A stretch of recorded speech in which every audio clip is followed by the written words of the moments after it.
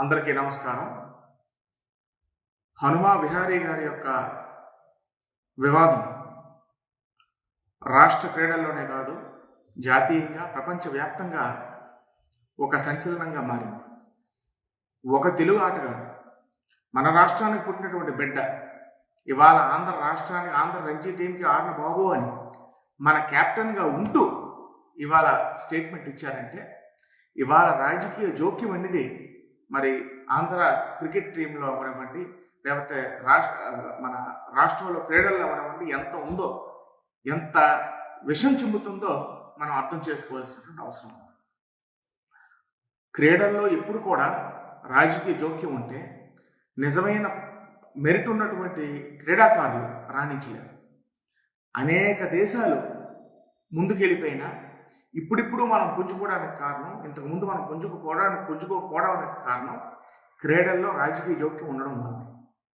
ఇప్పుడిప్పుడే ఆ జోక్యం పోయి మాజీ క్రీడాకారులు అవనివ్వండి, ఏ క్రీడా రంగంలోనైనా, ఏ క్రీడలోనైనా మాజీ క్రీడాకారులు, మంచి అడ్మినిస్ట్రేటర్స్, రాజకీయాలకు సంబంధం లేనటువంటి వ్యక్తులు ఇవాళ పెత్తనం చెలాయించడం వల్లనే అనేక క్రీడల్లో మన దేశంలో ఉన్నటువంటి టాలెంట్, ఉన్నటువంటి ప్రతిభని వెలికి తీయడంలోని మనం సఫలీకృతమయ్యి ఇప్పుడిప్పుడే రాణిస్తున్నాం.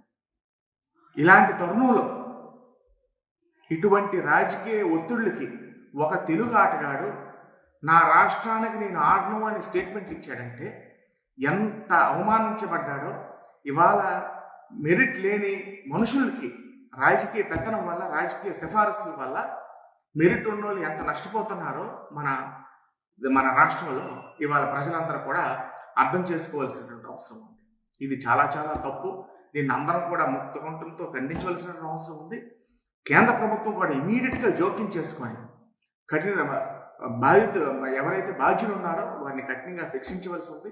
ఇలాంటి సంస్కృతి ఒక క్రికెట్లోనే కాదు, ఏ క్రీడలు కూడా రాకుండా ఇవాళ మనం చట్టాలు తేవాల్సినటువంటి అవసరం ఉందని ఈ వీడియో ద్వారా మీకు అందరికీ కూడా తెలియజేసుకుంటూ మీ వద్ద సెలవు తీసుకుంటాను. నమస్కారం.